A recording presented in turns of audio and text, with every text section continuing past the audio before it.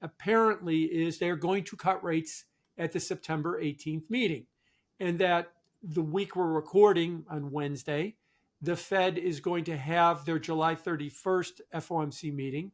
And while there's only a 5% chance that the Fed's going to cut rates at that meeting, a 95% chance they're going to hold, we expect Jay Powell to say those magic words that's going to tell investors that at the next meeting, expect a rate cut. But that's why the September meeting is priced in at 100%. So what will they do? They'll cut rates at the next meeting. What should they do?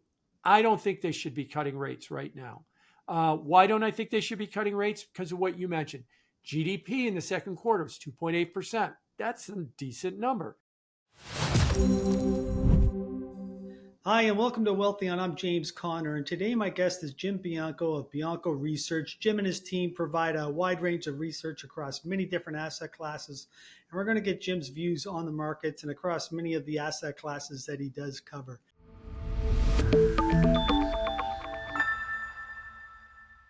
Jim, thank you for joining us today. How are things in Chicago? Things are good. It's always good in Chicago in July. So Chicago is one of only 4 cities in the U.S. with 2 Major League Baseball teams. Are you a White Sox fan or a Cubs fan?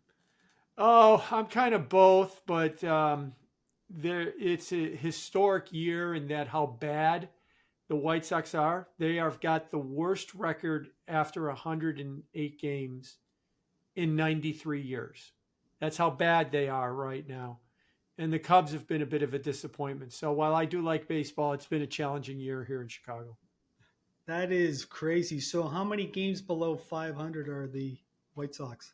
The White Sox are 27 and 81. They're 54 games below 500, which is kind of hard to believe. that is. Well, let's try to cheer things up a little bit. And we're going to talk about the markets. The markets are still doing relatively well. We've had a little bit of weakness here and volatility, but I always love the start of a new quarter because there's just so much going on. Last week we had 25% of the S&P report. This week I believe it's 30%. And then we also have a Fed meeting coming up. We have the non-farms coming up. So there's a lot going on. And I want to start by asking you about the U.S. financials. Many of the banks already reported here in the last couple of weeks, and we saw very good numbers out of JP Morgan, Citi, Goldman Sachs. Many of these banks are trading significantly above the S&P, so pretty big outperformance. Are you surprised by how these U.S. financials are performing in this environment? Not surprised by how they're performing. I mean, let's also put into perspective that the banks, especially ex-JP Morgan, had been horrible underperformers for the last 2 years or so. They've been awful to own them. And so they're finally starting to get a rebound. And a lot of that rebound is coming with this big rotation that we've seen out of the Mag 7 stocks and into the smaller cap stocks as well. The other hope that the banks have is the belief, and it's not incorrect, that the inverted yield curve, which has been now almost 2 years, is getting close to uninverting. And if banks borrow short and lend long, that would actually help their net interest margins as well. So the banks, I'm not surprised at the rebound that they've had. They've been down for so long.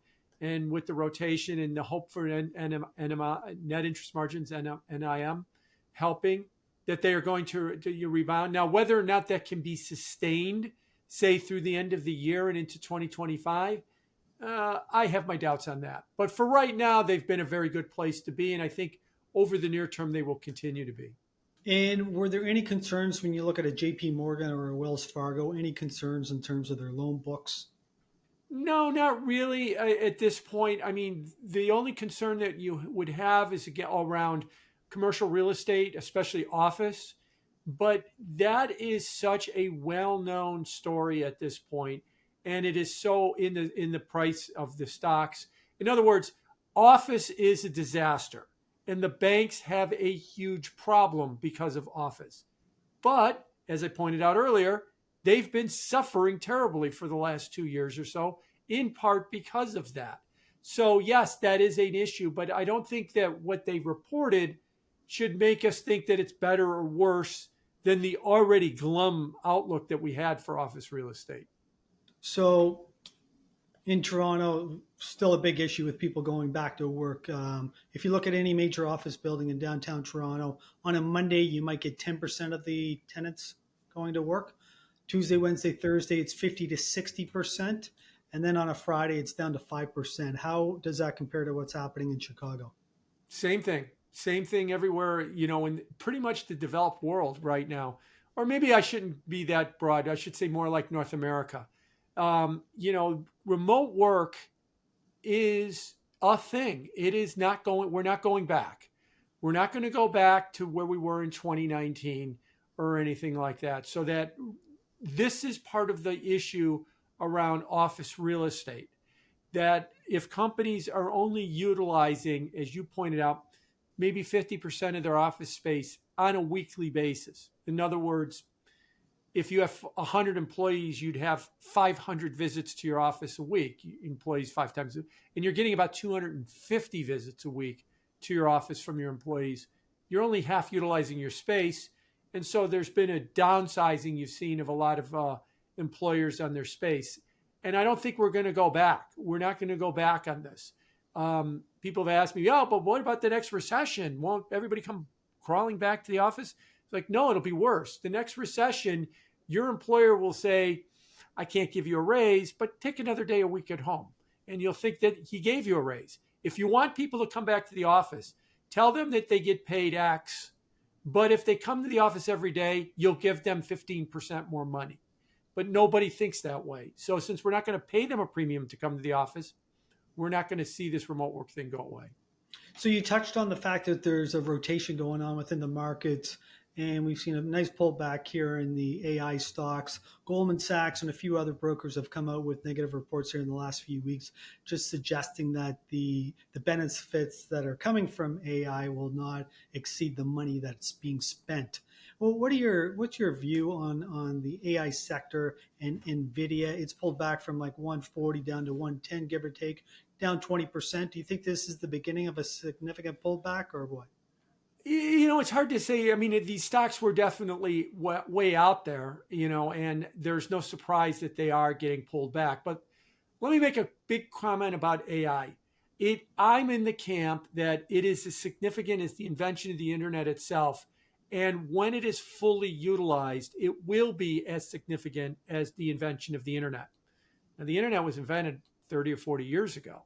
And it was really, I'm old enough to remember the late 90s when everybody says, wow, you watch what this internet is going to do. And it did everything and more than they said, except it took 25 years. It didn't happen in 3 years. AI, I think, is the same thing. You watch what AI is going to do. It is going to knock your socks off, but it might take 20 years. It's not going to take 3 years for AI to come down. Now, why is that the case? You mentioned NVIDIA. Let me give you a quick comment about NVIDIA. It is at its peak, it was a $3 trillion company, the most valuable company for a brief moment there at its peak. 5 customers of NVIDIA are half of their revenue. 5. It's Microsoft, it's Google, it's Tesla, it's OpenAI, it's Meta. These are the companies that these are their customers. So in order to put together a large language model that has widespread adoption, the first thing you need to do is raise many, many billions of dollars in order to do something like this. The difference was with the internet 20 years ago, if you wanted to create an internet business, you just needed electricity to your computer and an internet connection, and away you go. You could pretty much set up a website for nothing, and anybody can do it. So yes, this AI model is definitely got some real promise, but its investments and its concentration, I think, is going to be a problem in its widespread adoption right away. That they're going to put together these large language models, and then they're going to expect you and me and everybody else to pay a ton of money to use these things because they're so expensive. Whereas the internet itself was, I'll put together a website and you come visit my website. I'm not charging you anything to look at my website. Now, maybe I have some password protection stuff later on behind it, but the barrier to entry or the barrier to view it was practically nothing. So this is why I think the review of the AI story is, yeah, it's there. Yeah, it's big. Yeah, it's going to be huge. but don't hold your breath. You're going to see it in the next near term. It might take a lot longer than we think. And so did the original internet from the late 90s to eventually what we have now, 25 years later. A lot of this money that's been flowing out of Nvidia and the other large caps, it's going into the small caps, and the Russell has put in a nice move here in the last couple of weeks. And I'm really surprised, given that a lot of the smaller cap stocks have a higher risk level. Their cost of capital is much higher. How do you explain this? Why is the Russell putting in such a good move? So the simple answer is I can't, but I'll offer you I'll offer you some ideas. First of all, let's talk about the rotation out of like the Mag 7 and the big cap stocks into the small cap stocks. It's the largest ever measured by many different metrics. Whether you're looking at the outperformance of the Russell 2000 to the Russell 1000, or maybe the Mag 7 stocks to the NASDAQ composite or something like that to the Russell 2000, or Mag 7 stocks to the 2000. So you've seen this gigantic move that we've never seen to this degree. And all of the other moves that were behind it, a little bit smaller, were 2020, 1987, 2008.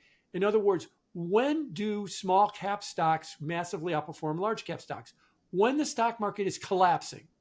And big cap stocks go down a lot faster than small cap stocks. This time it's been when both have been rising, well, or at least a 4% correction in big cap stocks and a big vertical rise in small cap stocks. So even that's unprecedented to see that kind of rotation. So now that I've said that this is wholly unlike anything we've seen before, what do I think could be behind it? My best guess is the ETFization of the stock market, in that it all started really on July 11th. July 11th was when the shocking CPI report came out at negative 0.1%. And I think that pretty much hundreds of thousands of investors looked at that number, and hundreds of thousands of investors in the same minute came to the same idea. Oh, this means the Fed has to cut rates.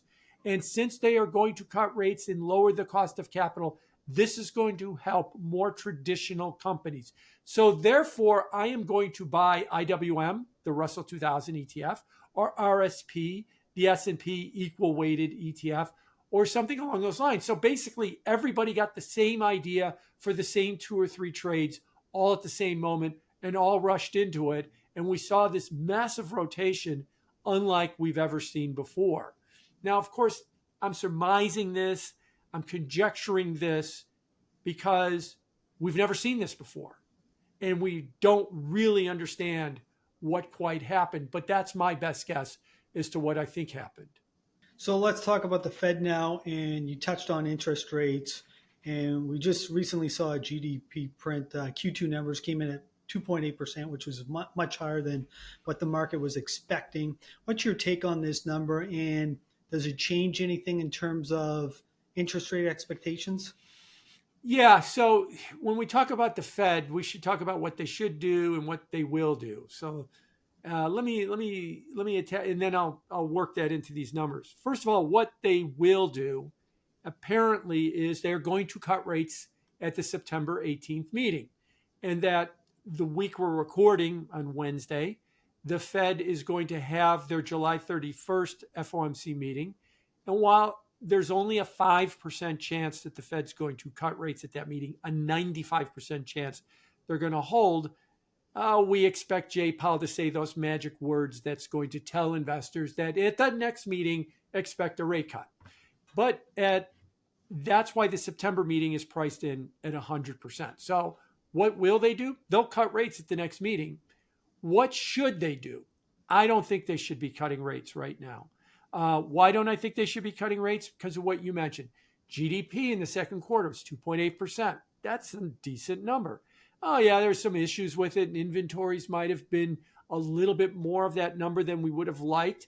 But, an inventory is a kind of a temporary thing and sometimes can be a worrisome thing that companies built stuffed it in inventory because it didn't make it out the door. It was a little larger than we expected, but nothing nothing that's going to cause a rethink of the economy. If you look at initial claims, retail sales, durable goods, factory utilization, these are some of the numbers that we've seen in the last couple of weeks. The economy seems to have done something interesting when June came. April and May, the numbers were kind of milk toasty. But then when you start looking at economic data that starts with the word June, excuse me, or letter J, the June data on balance seems to be much better, as if the economy started to rebound around June 1st. And if that's the case, the economy's fine. The economy doesn't need extra stimulus. The stock market is fine. Even though it's had some turbulence, it is only about 3% from its all time high right now. And it's only been about 3 weeks since it set its all time high. So, under what should the Fed do? I don't think that the Fed should be cutting rates. Now, we're going to get a big data point at the end of the week in non-farm payrolls and the unemployment rate, and that could really set the tone for where we go next. Now, two things to keep in mind. I'll throw out two ideas. 23 of the last 27 months, and that goes back to March of 22, when the Fed started raising rates, the non-farm payroll report has beaten Wall Street's median estimate. So Wall Street has been chronically too low on this number. It constantly beats. There's only been 4 months in the last 27 that it's beaten. I suspect, not knowing anything more than that, I look for a beat because that seems to be the pattern. Wall Street structurally does not appreciate the robustness of the labor market and that it's growing. But what people are going to focus on Friday is going to be the unemployment rate.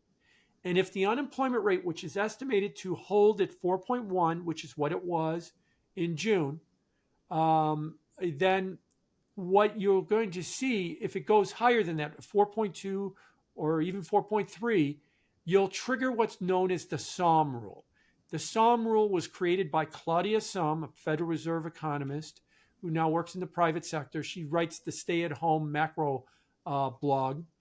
And it says that if the 3-month average of the unemployment rate goes up by 0.5% over its low of the last year, that triggers a recession.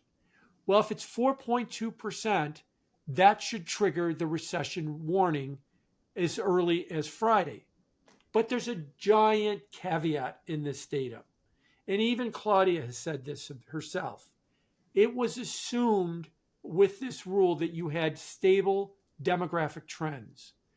But when you have, depending on who you ask, anywhere between 8 and 15 million people, the population of Arizona stream over the southwest border into the country, they're getting picked up in the census surveys of households and unemployed, and that's why the unemployment rate's going up. So if we trigger the Sahm rule, is it because the economy is slowing? Well, the payroll report, 23 of the last 27 have beaten, and it's not showing that companies are not reducing their hiring. But maybe what it's just showing is that there's been this burst of population.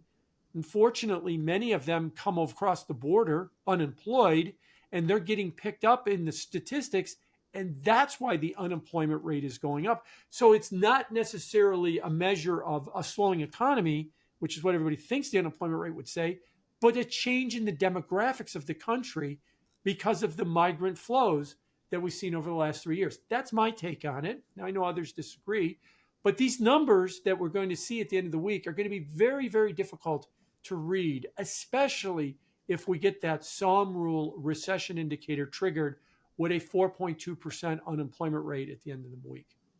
It's surprising they would include those individuals in the unemployment numbers. They do because of the... Yeah, go ahead. Oh, I was just going to ask, are they illegals? Well, yes, they're illegal in that they illegally entered the country. So they are illegals. But the way that, remember, it's a survey of households, and there are more households because there's households of migrants or illegals that have come into the country. And if you walk over the border and ask for asylum and take a free bus ride to Chicago or New York, and then the bus just randomly stops at Grand Central Station and you just walk off the bus with no plan, most likely you're unemployed. And so this increase in the population is showing up in the survey, what they call the household survey, of the number of households, the number of people that have jobs, the number of people that are looking for jobs. So that person walks off the bus, they wind up, maybe not that specific person, but in general, they're getting captured into that group of how many people in the country are looking for a job. And it's going up because more and more unemployed people are coming into the country. So the unemployment rate is rising. Now, like I said, Claudia said with her rule, she assumed stable growth, stable demographics, that nothing was going to exogenously change the population growth of the country. Then that's a very good rule. But when the population growth of the country starts to change radically like it has, then you have to wonder about that indicator. Should we see a recession in warning at the end of the week? So just to summarize, this meeting that's coming up on the 31st, you don't see a rate cut happening then, but you do see one in September. Yes. But you don't believe they should, just given the high rate of inflation. Yes, the high rate of growth and the high rate of inflation. Let me make a quick comment about inflation. The day we're recording, Monday the 29th, Alan Blinder had an op-ed in the Wall Street Journal. Alan Blinder was a former Federal Reserve vice chairman, and he's now an economics professor at Princeton and highly influential in Federal Reserve circles.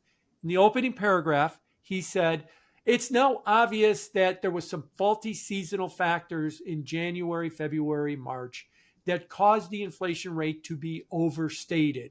And now that we're past those faulty seasonal factors, we now know that the inflation rate is, low and the Fed's got room to cut rates. Okay, hold on a second here, Mr. Blinder. Seasonality is zero sum. For every month that seasonality overstates in a number, it has to, by definition, understate it in a different month. I think that those understatements have been the last 2 months, May and June, when you had 1/10 and minus a tenth. So otherwise, if it's not zero sum, if all of the positive seasonal factors and negative seasonal factors don't equal zero, then you've got a real problem with your seasonality because it always has to equal zero. So yes, we might have overstated inflation in February and March. Okay. We also understated it, I think, in May and June with that minus 1/10 and plus 1/10. And so I think the inflation rate is going to bounce back through the rest of the year. And what I'm saying is it's probably going to settle out at around 3 to 3.5%. Now that's where it has been for about the last 18 months. And if it does settle out at 3 to 3.5%, the Federal Reserve has no business cutting rates. That is way too high relative to their target of 2% on inflation.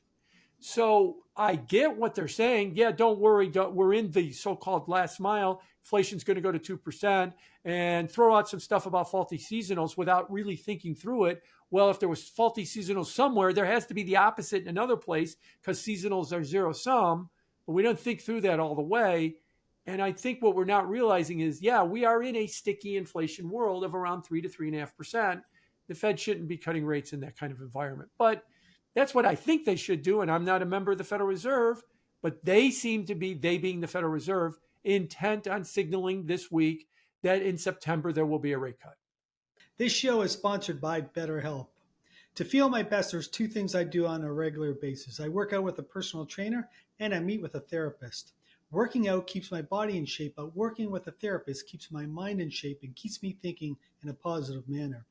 Life can be crazy busy with family and work commitments and managing your investment portfolio and just so much more. With all that, it's hard to fit in time to relax and have some fun. That's why it's important to keep your mind fit and focused as much as possible. Therapy can provide you with the skills which allow you to manage stressful situations more easily.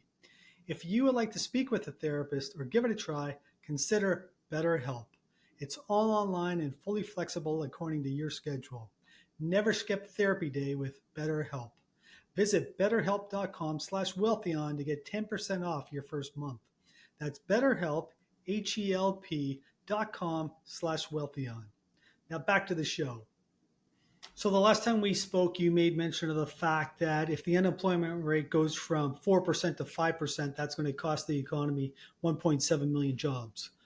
But inflation at 3% or 3.5% or 4%, that impacts 300 million people.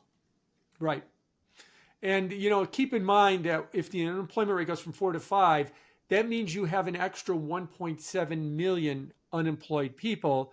But basis what I said before, some of those 1.7 million could just be new entrants to the country without a job, as opposed to somebody who actually had a job and lost a job.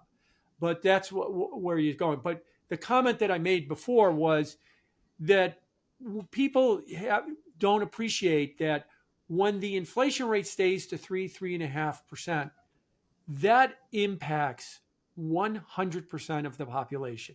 Even Elon Musk, the world's richest man, is impacted by inflation because he's going to see prices at Tesla and prices at SpaceX and prices at Twitter squeeze his margins. People that are on public assistance are going to see prices at the stores that they shop at go up faster than their public assistance, and they're going to get squeezed. And everybody, 100% of the population is hurt by 3 to 3.5% inflation. Whereas if the unemployment rate goes from 4 to 5%, 1.7 million people are hurt. Maybe it's less than that because of the migrant thing.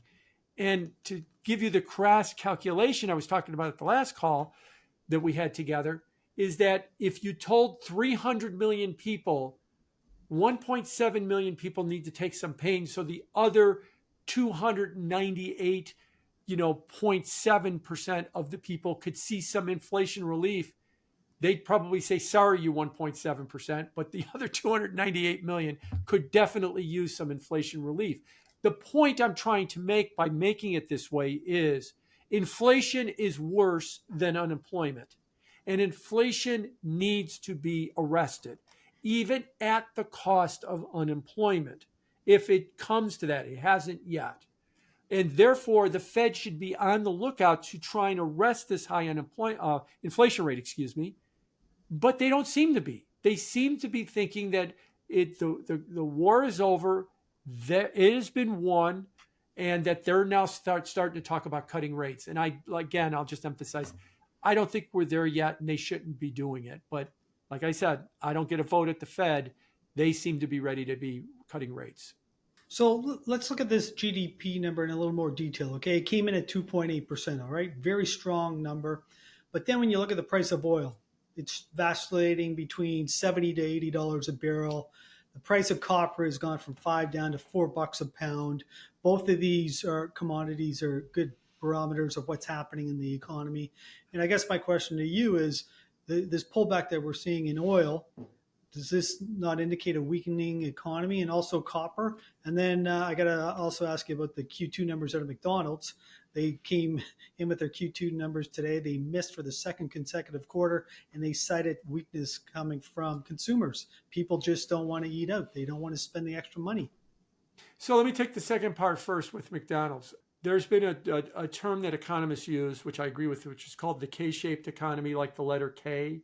That part of the economy is going up and part of the economy is going down, and it really revolves around income. If you have enough income to where you own assets like a house or a stock portfolio, you've seen decent gains in your home. You've seen decent gains in your stock portfolio. I'm talking about over the last year. And even though maybe your paycheck didn't go up, your net worth went up. So you're able to handle this level of inflation. But if you're at the lower end of income, unfortunately, Bankrate.com does a survey of people that can come up with $1,000 in an emergency, and over half the country says they cannot come up with $1,000 in an emergency. If they needed it, they'd have to put it on a credit card, borrow it from a family member, or something along those lines, because they just don't have $1,000 sitting in a bank account. Well, those people are being squeezed by inflation. And those tend to be the people that shop at fast food places like McDonald's. And so I'm not surprised at the McDonald's numbers, because it's telling you that the lower end of the income spectrum is really being squeezed quite a lot by inflation. First half of your question about oil and about copper, and isn't this showing a weakness in the economy? The answer is yes, with a clarification: the global economy. Because let me give you one other statistic. The 10-year yield in China is at the lowest level ever, right now, ever. No other interest rate in anywhere else in the world is at the lowest level we've ever seen. That was 2020, when we had negative interest rates in Europe, negative interest rates in Japan. We had less than 1% 10-year yields in the US. we were in the middle of a COVID shutdown. China's interest rates are at the lowest levels ever now because their economy is in deep trouble. So the weakness you're seeing in copper, the weakness you're seeing in oil, is because there's 1.4 billion consumers in China that aren't consuming as much as anybody thinks as much as anybody wants them to, or they think they should be. They're consuming a lot less. Their economy is being retarded. Their economy is what's dragging down these commodity prices. But their economy runs on a different cycle than the developed world, and especially the United States. So they can be weak. We can be okay with sticky inflation both at the same time. So I would attribute the price action you're seeing in copper and in crude oil and some of the other industrial commodities that has been very weak as to being a signal of what's happening in China more than what's happening to, say, the United States or Canada. So let's talk about what's happening in Canada and also Europe, because both of these central banks have cut their rates. And so in Canada, I reside in Toronto, so I have a good understanding of what's happening here. But they just cut for the second time. It was only 25 basis points. So the bank rate's down to 4.5%. But inflation is still running quite high here. And but they're more concerned about what's coming on the horizon. And I think they're more concerned about the slowdown in the economy than they are with inflation. I think the same sort of thing is happening in Europe. What are your thoughts on that? Yeah, if you look at, just to contrast them to the United States, if you look at the U.S.'s growth rates, as I talked about, 2.8% with GDP, and decent numbers like out of durable goods and factory utilization and retail sales, the U.S. really, among the developed world, is an outlier. Its growth is much stronger than the rest of the world, including Canada. What is got the U.S.'s growth rate much higher than the rest of the world is consumption. The U.S. consumer is buying goods and services in much greater numbers than anybody thought that the U.S. consumer would. Remember earlier I said with the GDP number that the inventory number was a little bit worrisome. Well, what really powered it was consumption. The consumption numbers were huge, that the consumer continues to buy stuff. Now, economists talk about this idea that it's excess savings from the pandemic and that the excess savings are gone and that the consumer should stop spending. Two problems with that. Problem one, I get the concept of excess savings, but we don't really know what it is, or we don't really know how to measure it. And the reason I point that out is they've been saying that the consumer is going to run out of excess savings since 2021. And yet the consumer continues to spend and spend and spend.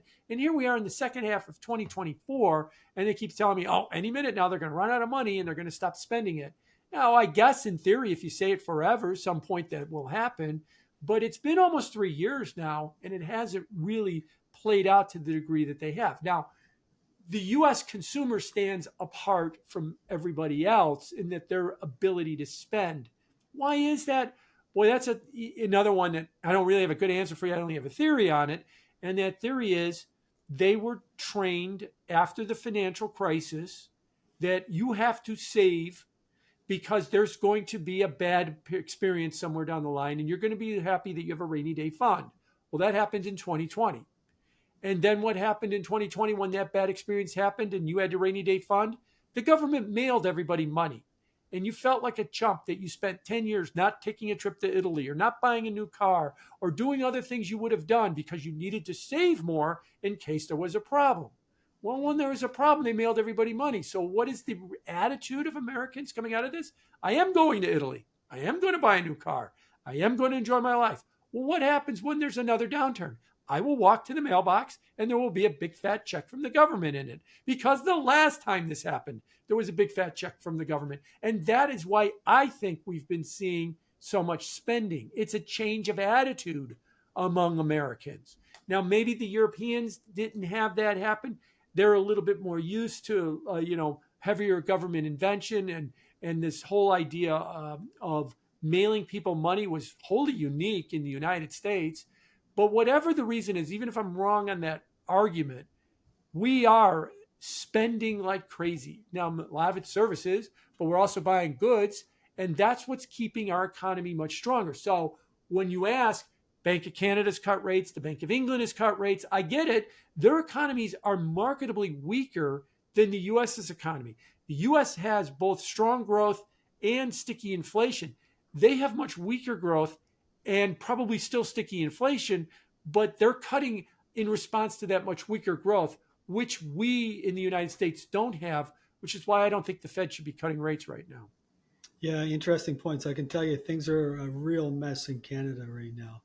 So I know you always have an opinion on Bitcoin, so I got to ask you about this. Trump was one of the keynote speakers at the Bitcoin conference in Nashville recently, and he had a lot of positive comments to say about it. And he was even alluding to the fact that he would initiate a strategic reserve fund similar to what they have for oil or even gold.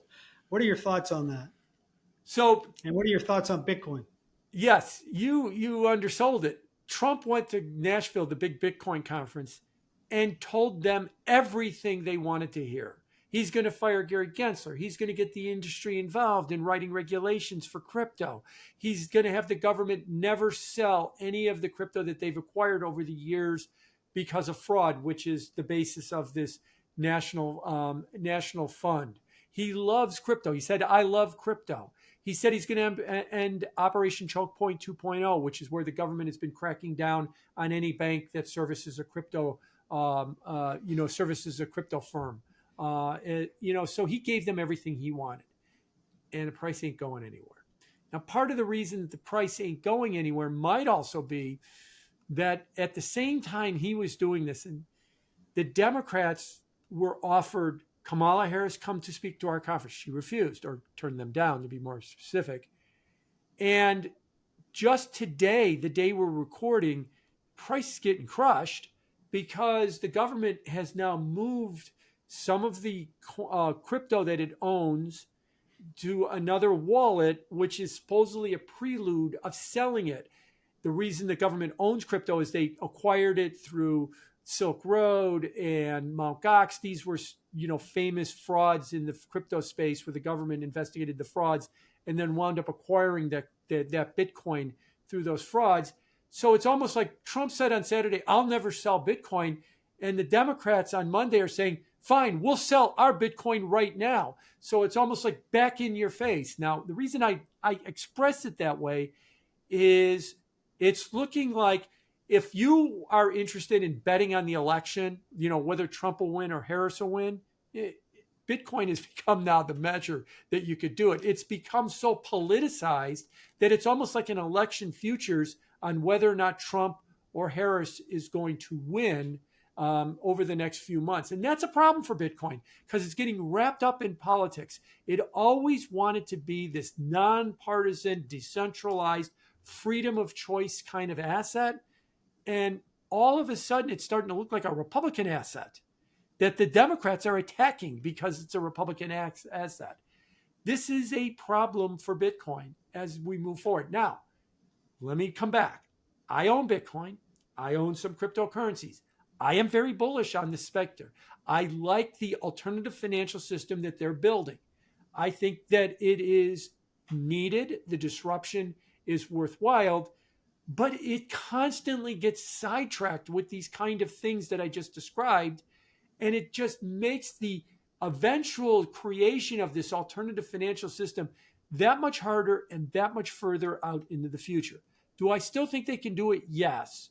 But all I keep doing is just pushing out my time frame, saying, "Oh man, no more time where it's just going to meander about or maybe sell off, and it isn't quite going to get there, and it's just going to take longer and longer and longer to do it." Now, eventually, if it just keeps doing this forever, you might start to think maybe it'll never do it. I'm not there yet. I'm not quite that pessimistic, but don't test it. Don't keep getting sidetracked by becoming a Republican asset or something like that to make people start to doubt whether or not you'll ever fulfill that promise of being an alternative financial system. So Bitcoin has been struggling since March. It hit 74,000 in March. As we're recording, it's around 66,000 right now. It hasn't been able to make any forward progress. It's had the halvening, or it's halved its inflation rate. It's had the success of the new ETFs. It has had Trump, who is the leading candidate to be president, give the Bitcoin conference everything they've ever wanted. And and people say it's going to go to 100,000. And my answer is, why isn't it already there now? What more does it need to get to 100,000? It isn't making this progress because there's a lot of other messy cross currents that are getting in its way. Okay, so let's talk a little bit of politics. I don't want to spend too much time on it, but we do have the DNC coming up on August the 19th. It is being held in Chicago. Could be a lot of fireworks. And Harris she's gained a lot of momentum here in the last couple of weeks. She's gained, I think, over $200 million. Yes. Well, what are your views? If we do get another Democratic president, what does that mean for the markets? And then if Trump wins, what does it mean? So I've been of the opinion that there is no Trump or Harris trade at the top level. What does it mean for stocks? What does it mean for bonds? What does it mean for the dollar? I don't think it means anything either way, Trump or Harris. And I've argued if you look at the charts of the stock market or the charts of bond yields or the charts of the dollar over the last 2 or 3 months, we've had some amazing events that should have moved them if they were political. The disastrous debate by Joe Biden, the attempted assassination, Joe Biden dropping out, Kamala Harris becoming the nominee. None of these have been really impacting the dollar or yields in that respect. So I don't think there is a Trump trade or a Harris trade. And why don't I think there is? Because the biggest problem that the government has right now is huge deficits and big spending. If Harris wins, we're going to get big spending and huge deficits. If Trump wins, we're going to get tax cuts and huge deficits. So it's going to be a choice between huge deficits and huge deficits. So why are we surprised that at the top level, that you're not really seeing much movement between stocks, bonds, and the dollar around the election? Now, if you drill down, you look at prison stocks, Trump is a law and order guy, or, if you look at the pot stocks or something like that, sure, you might, because of the legalization of pot pushed by the Democrats, you might be able to find some trades down at those levels between the Republicans and the Democrats, or maybe the defense stocks do better under Trump and the technology stocks do better under Harris or something like that. Sure, I'm open to that idea that those could definitely happen as well. But I don't think that there is a Trump trade or a Harris trade at the top level. That's good or bad. If you're an investor at the top level, you don't need to be worried about which one is going to win. It's going to really, come down both ways. Now, the caveat I'll give on that is unless there is a wave election, if Trump wins and he brings in a significant majority in the House and the Senate of Republicans with him, then that could change that calculus. But it doesn't look like a wave election right now, or at least not yet, if it is going to be one. Ditto Harris. If Harris wins and she brings in a Democrat wave, that could be the case. The most likely case is kind of what we have now, divided government, that, one party, Trump or Harris, wins, and then the other party holds something on the other side. And I say that's important because I'll remind people that, a lot of left of center economists keep talking about Trump wants to cut the corporate tax rate to 15%, and it's going to do this, it's going to do that. If he can't cut the corporate tax rate to 15%. He needs 218 congressmen and 51 senators to agree with him to cut the tax rate to 15% for corporations. And if there is a Democrat House and or a Democrat Senate, it ain't going to happen. So you got to, it's like we all have to go back to 8th grade government class and remember how the government works. The president is not a monarch. He doesn't get to decree what the tax rate is going to be. It needs to pass 218 congressmen and 51 senators. And unless we have a wave election, that's not going to be likely. Similarly, Harris will spend money on this and spend money on this and that and this and that, but not if we have a Republican something, because she can't spend the money. She would have to have a bill in Congress passed to spend the money. And if there's a Republican something, that bill will never pass.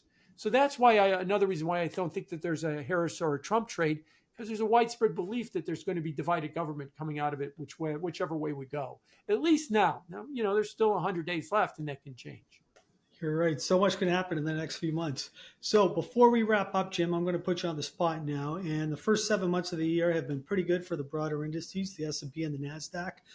Where do you see it going as we go into year end? Is this current pullback a buying opportunity? Oh, I think that, after a huge run in the market and the rotation that you've seen, I wouldn't be surprised if we end the year fairly close to where we are now, maybe 1% or 2 lower. So that means you'll end the year with, 15-ish% gain for the year, which is already in the books. I think the NASDAQ, especially the NDX or the QQQ ETF, are going to do a little bit worse because the volatility of the Mag 7, and they've got bigger room to pull back. But then I think that the Russell 2000, which has been a terrible underperformer like the bank stocks, that could continue to do a little bit better and maybe should be a little bit higher. Remember that index, its all-time high is still back in 21. So it's still going on 3 years without making an all-time high. With the S&P's last all-time high was 3 weeks ago. And it's made like 100 of them since 21, new all-time highs as well. So I think that they're going to probably continue sideways. Interest rates, I think they're going to head higher. I think interest rates are going to head higher because the economy's okay and inflation's going to be sticky. And I think that, there could be a fear that if the Fed does cut rates, that they might be igniting or stimulating an economy that doesn't need it, and they could be igniting even more inflation.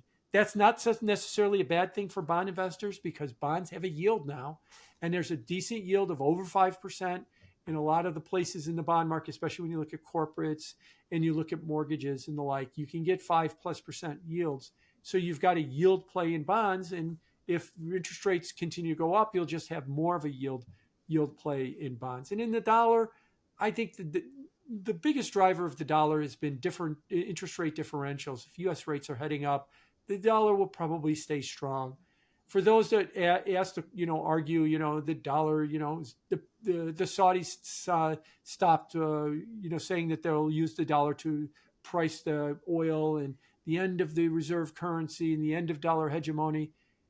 What's going to replace it? Just tell me what the replacement is, and please don't insult me and tell me it's Bitcoin, because Bitcoin is nowhere near close to being ready for it. Neither is the euro, neither is the yen, neither is the yuan. So, to kind of paraphrase Winston Churchill, the dollar is the worst reserve currency ever created, except for every other choice. So it will remain the reserve currency by default. Now, it's not a good reason to be hey, we're the reserve currency by default because there's no other choice. So we could continue to be irresponsible and reckless for a while. But eventually, if you do it long enough, another choice will come along and everybody will run to it. And then the dollar will just instantly stop being the reserve currency and cause a lot of problems. So I don't think that that's immediately in the future. So I'm kind of bullish on the dollar, and I think it's going to move higher through the rest of the year. A lot of very interesting points, and I want to thank you very much for spending time with us today. If someone would like to learn more about you, Jim, and follow you online, where can they go? So I'm going to give you two options. Bianco Research is the name of my research company. You can follow me on Twitter, X now, at Bianco Research, on YouTube, at Bianco Research as well, or at biancoresearch.com is our website, or me on LinkedIn at Jim Bianco. The other option I would give you is we do manage a fully invested fixed income ETF. You could find out more about our ETF at biancoadvisors.com, and its ETF symbol is W. Or we manage an index, and then there is a tracker ETF similar to S&P manages the 500 and SPY tracks it.